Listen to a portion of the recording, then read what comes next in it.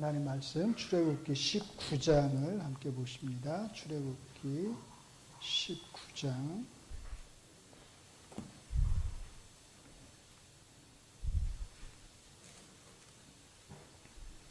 1절부터 25절까지입니다. 출애굽기 19장 1절부터 25절까지 하나님 말씀 110면입니다. 구약성경, 제성경적으로 110면 또는 111면 찾으시면 될 것 같아요.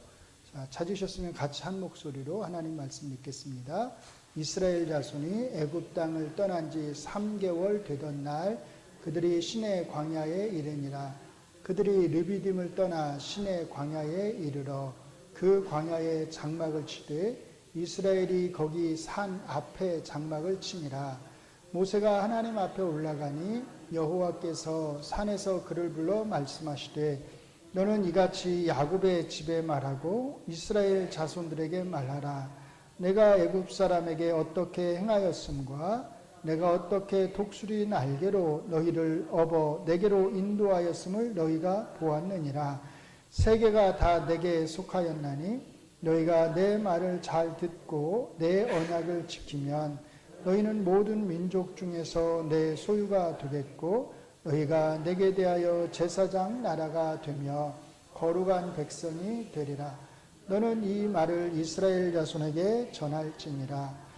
모세가 내려와서 백성의 장로들을 불러 여호와께서 자기에게 명령하신 그 모든 말씀을 그들 앞에 진술하니 백성이 일제히 응답하여 이르되 여호와께서 명령하신 대로 우리가 다 행하리이다. 모세가 백성의 말을 여호와께 전하매 여호와께서 모세에게 이르시되 내가 빽빽한 구름 가운데서 내게 임함은 내가 너와 말하는 것을 백성들이 듣게 하며 또한 너를 영영히 믿게 하려 함이니라. 모세가 백성의 말을 여호와께 아뢰었으므로 여호와께서 모세에게 이르시되 너는 백성에게로 가서 오늘과 내일 그들을 성결하게 하며 그들에게 옷을 빨게 하고 준비하게 하여 셋째 날을 기다리게 하라. 이는 셋째 날에 나 여호와가 온 백성의 목전에서 시내산에 강림할 것이니 너는 백성을 위하여 주위에 경계를 정하고 이르기를 너희는 삼가 산에 오르거나 그 경계를 침범하지 말지니 산을 침범하는 자는 반드시 죽임을 당할 것이라. 그런 자에게는 손을 대지 말고 돌로 쳐 죽이거나 화살로 쏘아 죽여야 하리니 짐승이나 사람을 막론하고 살아남지 못하리라 하고 나팔을 길게 불거든 산 앞에 이를 것이니라 하라. 모세가 산에서 내려와 백성에게 이르러 백성을 성결하게 하니 그들이 자기 옷을 빨더라. 모세가 백성에게 이르되 준비하여 셋째 날을 기다리고 여인을 가까이 하지 말라 하니라.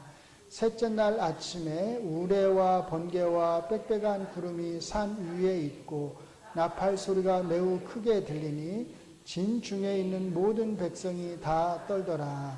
모세가 하나님을 맞으려고 백성을 거느리고 진에서 나오매 그들이 산 기슭에 서 있는데 시내산의 연기가 좌우가니 여호와께서 불 가운데서 거기 강림하심이라. 그 연기가 옹기가마 연기 같고 떠오르고 온 산이 크게 진동하며 나팔 소리가 점점 커질 때에 모세가 말한즉 하나님이 음성으로 대답하시더라. 여호와께서 시내산 곧 그 산 꼭대기에 강림하시고 모세를 그리로 부르시니 모세가 올라가매 여호와께서 모세에게 이르시되 내려가서 백성을 경고하라. 백성이 밀고 들어와 나 여호와에게로 와서 보려고 하다가 많이 죽을까 하노라. 또 여호와에게 가까이 하는 제사장들에게 그 몸을 성결히 하게 하라. 나 여호와가 그들을 칠까 하노라. 모세가 여호와께 아뢰되 주께서 우리에게 명령하여 주시기를 산 주위에 경계를 세워 산을 거룩하게 하라 하셨사온즉 백성이 시내산에 오르지 못하리이다. 여호와께서 그에게 이르시되 가라. 너는 내려가서 아론과 함께 올라오고 제사장들과 백성에게는 경계를 넘어 나 여호와에게로 올라오지 못하게 하라. 내가 그들을 칠까 하노라. 모세가 백성에게 내려가서 그들에게 알리니라. 아멘. 오늘은 저희가 이제 소요리 문답 39문부터 41문까지를 간단하게 살펴보려고 하는데요. 제가 이제 출애굽기 19장을 읽은 이유는 20장, 그러니까 20장에서 이제 10계명에 대한 언급이 나옵니다. 19장은 하나님이 이스라엘 백성을 출애굽시킨 지 3개월 만에 시내산에서 강림하시는 내용을 담고 있어요. 3일 동안 준비를 시키시고 3일째 되는 날 이제 시내산에 강림을 하십니다. 이렇게 강림하셔서 하나님이 제일 먼저 하신 일, 그게 뭐란 거예요? 20장에 보면 뭘 주신 거예요? 10계명을 주신 거예요. 그래서 이제 제가 오늘 19장을 그 예비적으로 읽은 것입니다. 자, 프린트물 받으셨죠?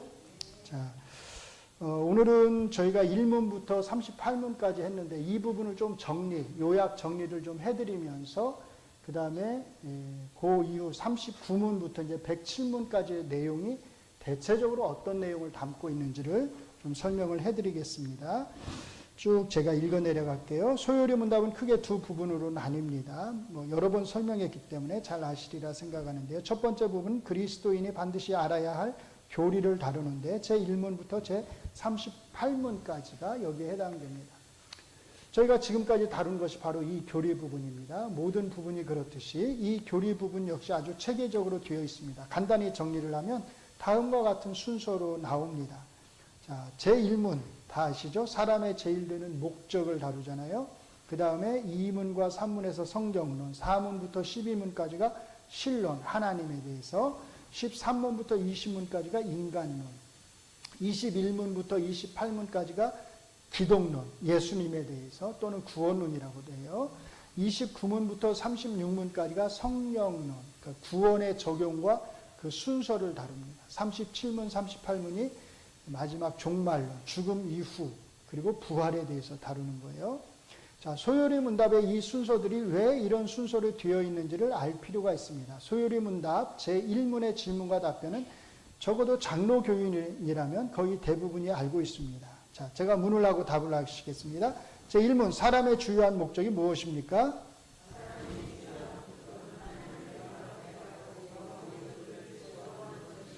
자, 여기에서 소요리 문답은 사람의 주요한 목적에 대해서만 말할 뿐 어떻게 사는 것이 그 목적에 맞게 하나님을 영화롭게 하고 영원히 그를 즐거워하게 하는 것인지에 대해서는 구체적으로 언급하지 않습니다.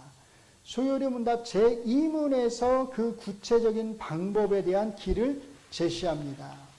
자, 제가 문을 읽고 우리 성도님들이 답을 읽습니다. 하나님께서 어떤 규칙을 주셔서 우리가 어떻게 그를 영화롭게 하고 즐거워할지를 우리에게 지시하셨나요?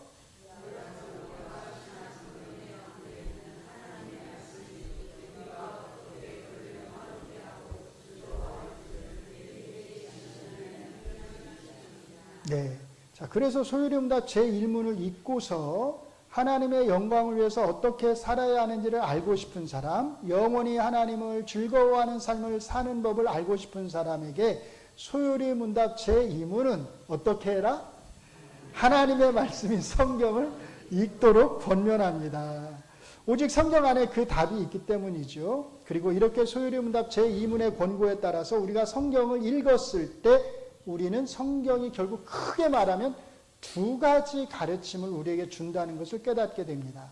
소요리 문답 제3문이 바로 이 두 가지 가르침을 말해줍니다. 제3문, 성경이 주요하게 가르치는 것은 무엇입니까?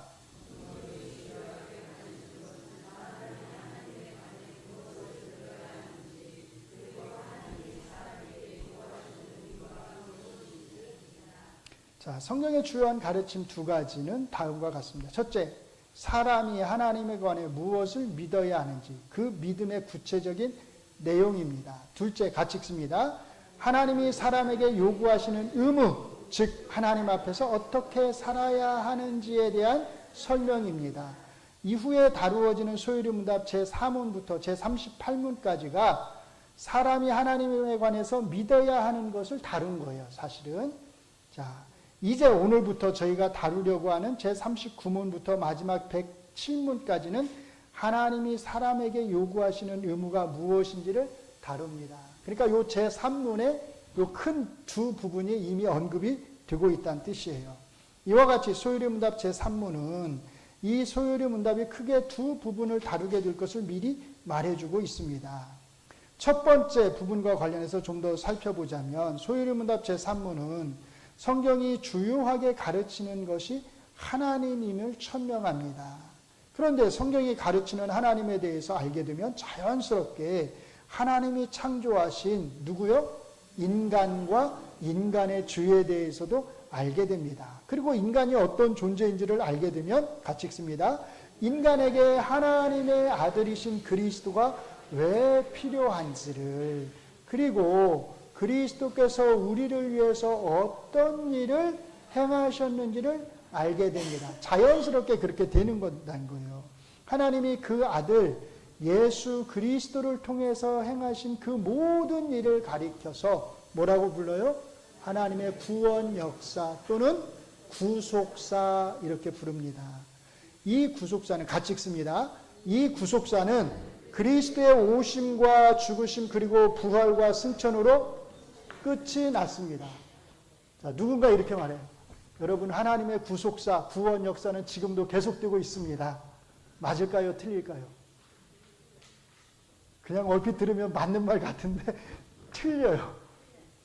왜요? 하나님의 구속사는, 구원 역사는 끝났어요. 누굴 통해서 끝났어요? 예수님을 통해서 끝난 거예요. 구속사가 지금도 계속되지는 않아요. 그렇다면 예수님은 지금도 이 땅에 계셔야 되잖아요. 자, 그러니까 잘 구분을 하셔야 돼요. 구속사, 구원 역사는 끝났습니다. 자, 그러므로 하나님의 구원 역사는 우리에게 어떤 사건이에요? 과거의 사건이에요. 구원 역사, 구속사는 현재 사건이 아니에요.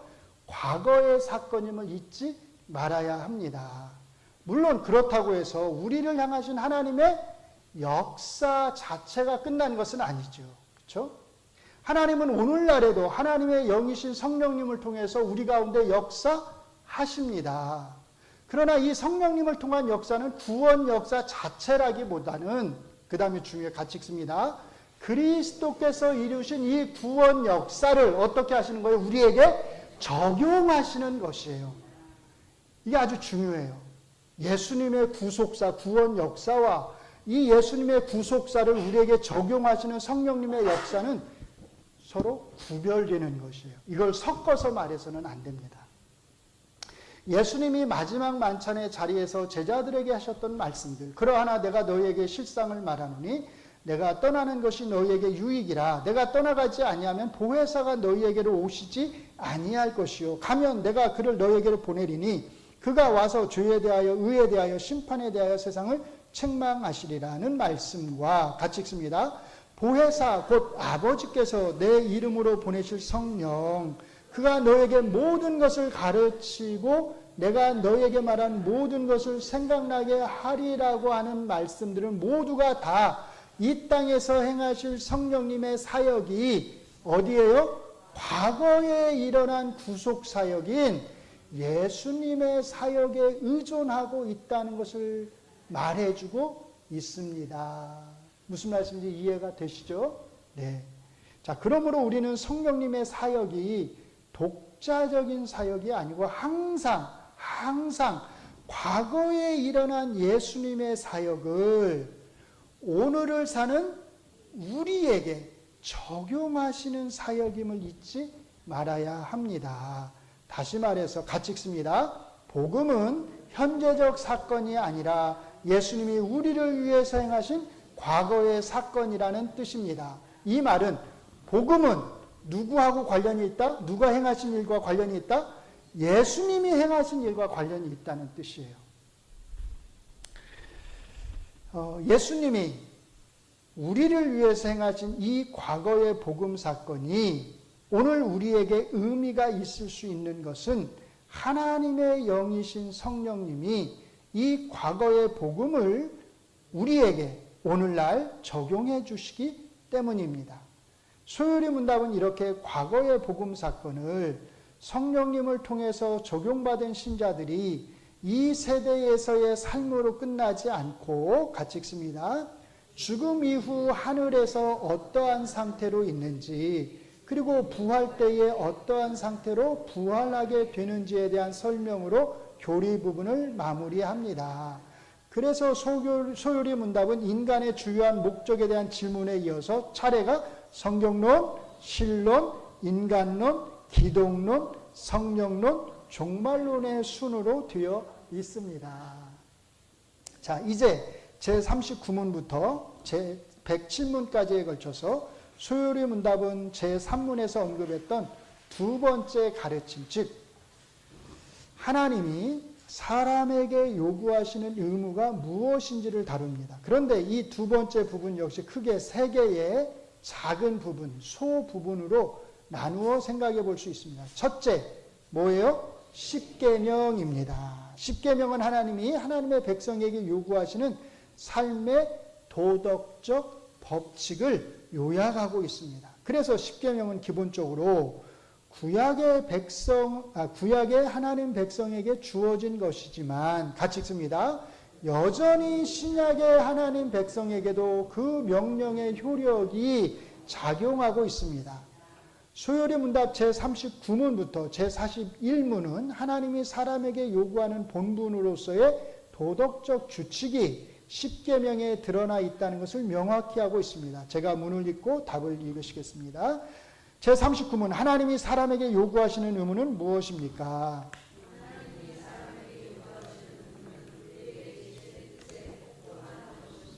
자, 여기에서 계시된 이란 드러난 이란 의미입니다. 즉 하나님이 자기의 뜻을 드러내셨다는 겁니다.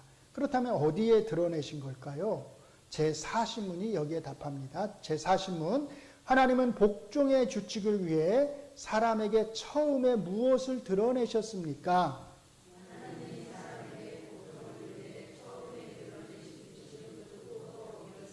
자, 여기 처음에란 단어가 있잖아요. 이거는 제가 아래다 설명을 안 했는데 처음에가 왜 들어갔냐면 오늘 저희가 19장 읽었죠?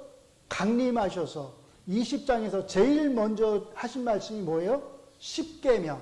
제일 처음에 십계명을 주셨잖아요. 그래서 처음에 이렇게 표현을 하는 거예요. 처음에 주신 그 규칙이 뭐냐면 도덕법이었단 거예요. 하나님이 사람에게 복종을 위해 처음에 드러내신 규칙은 도덕법이었습니다. 근데 이 도덕법이 결국 뭐란 거예요? 사실은 십계명이란 거예요. 성경에는 하나님이 하나님의 백성인 이스라엘에게 지키도록 가르치신 여러 법들이 있습니다. 우리는 이것들을 크게 세 가지, 즉 도덕법, 의식법, 시민법으로 구분합니다. 시민법은 이스라엘 백성으로서 지켜야 될 어떤 그 사회적 규례들을 말하는 거예요. 자, 이 세 가지 법의 목적은 궁극적으로 한 가지입니다. 같이 읽습니다. 하나님이 거룩하신 것처럼 하나님의 백성 역시 거룩한 삶을 사는 것입니다. 그럼에도 불구하고 의식법과 시민법은 하나님의 구약 백성으로서의 이스라엘이라고 하는 뭘 가져요? 민족적 한계성을 지닌 법들이요. 그럴 수밖에 없지요. 그러나 제일 먼저 주어진 도덕법은 같이 읽습니다. 이런 민족적 한계를 넘어서는 불변의 법칙으로 모든 시대의 모든 하나님의 백성에게 주어졌습니다. 다시 말해서 이 도덕법칙은 민족적 한계와 함께 시대적 한계를 뛰어넘는 법칙이었다는 뜻입니다. 소요리 문답 제41문은 이 도덕법이 어디에 드러나 있는지를 이렇게 설명합니다. 제41문, 도덕법은 어디에 요약되어서 내포되어 있습니까?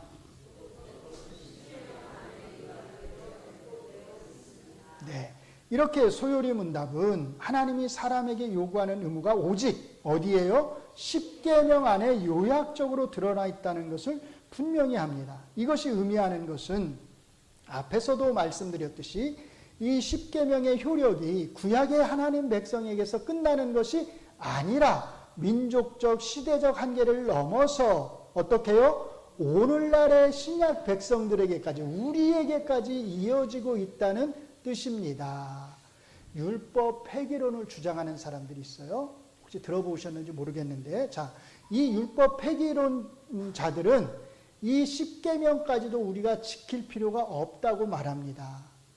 이 10계명에 대한 하나님의 요구는 왜요? 예수님으로 인해서 다 사라졌다고 주장을 하는 거예요. 예수님이 다 이루셨기 때문에 이제 10계명도 우리가 더 이상 지킬 필요가 없다, 이렇게 주장을 하는 거예요. 예수님을 내세워서 주장하니까 좀 그럴 듯한 것처럼 보이잖아요. 들리잖아요.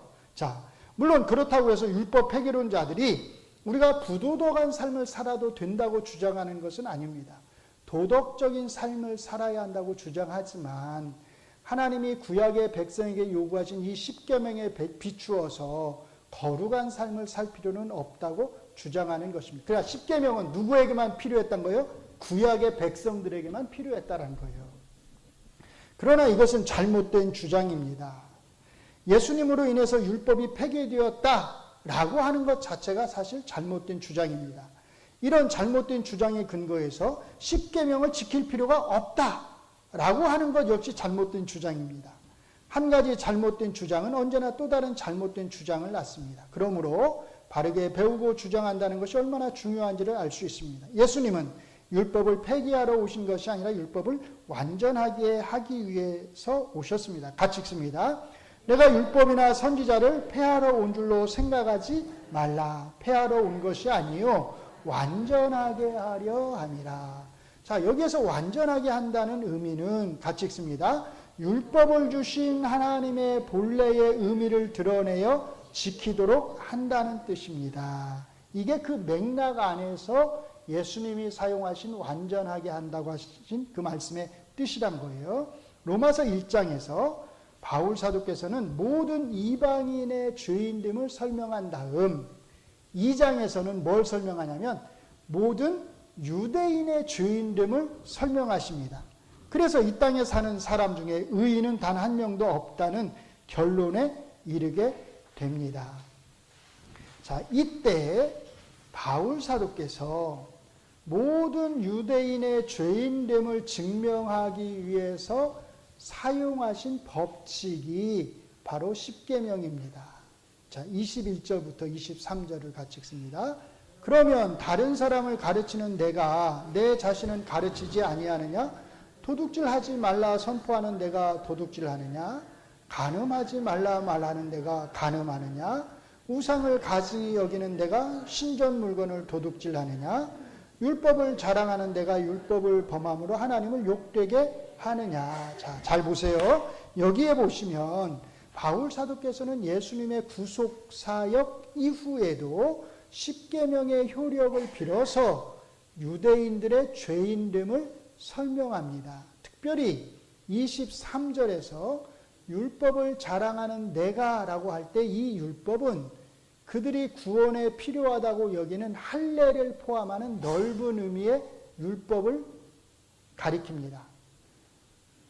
자, 그러나 내가 율법을 범함으로 라고 할 때 이 율법은 뭘 가리켜요? 바로 앞에서 언급한 10계명, 대표적으로 도둑질 말라고 해놓고는 자기들이 도둑질하고 간음하지 말라라고 해놓고 자기들이 간음한다고 하는 이 10계명으로 그 의미를 한정해서 말합니다. 그러니까 똑같이 율법이란 단어를 쓰지만 앞의 율법과 뒤의 율법의 의미가 약간 차이가 있는 거죠. 앞에가 훨씬 넓은 의미로 사용하는 거고 뒤에는 10계명으로 그 의미를 한정해서 사용한다는 거예요.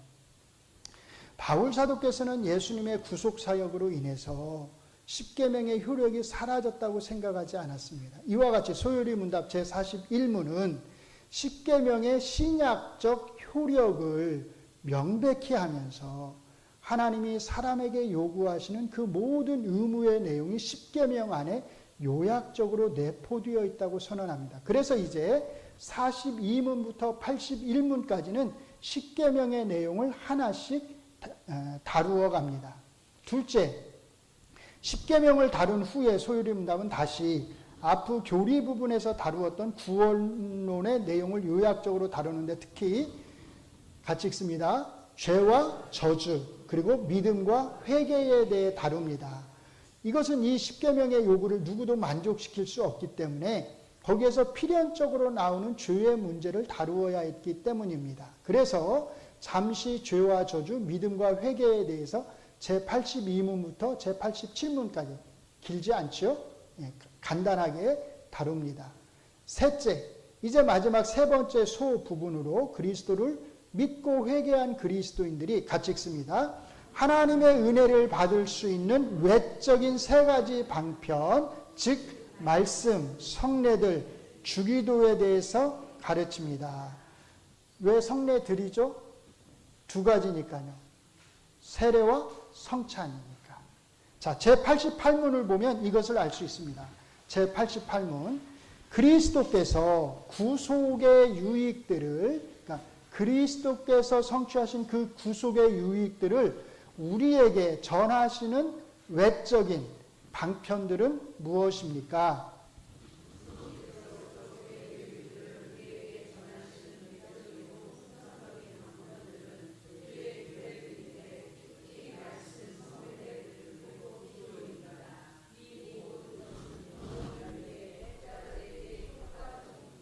네. 그리스도께서 이루신 구속을 우리에게 전해주는, 그 유익을 전해주는 세 가지 방편. 뭐라고요? 이거 외우셔야 돼요. 말씀, 성례들, 기도. 요 기도는 주기도를 말하는 거예요. 자, 그래서 이제 89문과 제90문이 말씀을 다루고요. 제91문부터 제97문까지가 성례들, 세례와 성찬을 다루고요. 제98문부터 마지막 제107문까지가 주기도에 대해서 다룹니다. 이 두 번째 부분을 요약해서 정리하면 다음과 같습니다. 소요리문답 제39문부터 107문의 내용. 첫째, 39문부터 81문까지 10계명, 82문부터 87문까지가 죄와 저주 그리고 믿음과 회개, 88문부터 107문은 외적인 은혜의 방편 세 가지를 다루는데 89문, 90문이 말씀, 91부터 97문이 죄와 저주, 믿음과 회개, 98에서 107문이 주기도, 이렇게 체계적으로 소요리 문답이 이루어져 있습니다. 앞으로 이것들을 하나씩 다루어 갈 것입니다. 우리의 믿음의 선배들의 수고를 통해서 우리에게 주어진 이 신앙의 유산을 우리가 잘 가르침 받아서 우리가 믿어야 하는 바가 무엇이며 우리가 하나님 앞에서 행해야 하는 바가 무엇인지를 바르게 깨달아 우리의 모든 삶을 통해서 하나님의 교회가 바르게 서고 이 땅에서 하나님의 이름이 높아질 수 있기를, 오직 하나님의 영광이 온 땅에 널리 드러날 수 있기를 바랍니다. 기도하겠습니다. 하나님, 우리에게 성실하고 충성스러운 믿음의 선배들을 주셔서 우리에게 이렇게 좋은 가르침을 또 남겨주신 것을 감사합니다.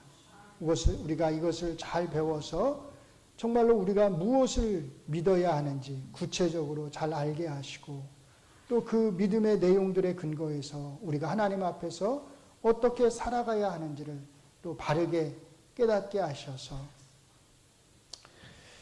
우리를 하나님의 교회 공동체로 부르신 그 하나님의 뜻에 합당하게 이 하나님의 교회를 우리가 잘 섬겨나가게 하여 주시옵소서. 그리하여서 우리의 이 무익한 종들을 통하여서 오직 하나님의 이름이 온 땅에 널리 알려지기를 원합니다. 오직 하나님의 영광이 온 땅에 널리 증거되기를 원합니다. 부족한 우리들을 하나님께서 귀하게 사용하여 주시고 이 부족한 하나님의 교회를 하나님께서 영광스럽게 사용하여 주시옵소서. 예수님의 이름으로 기도합니다. 아멘.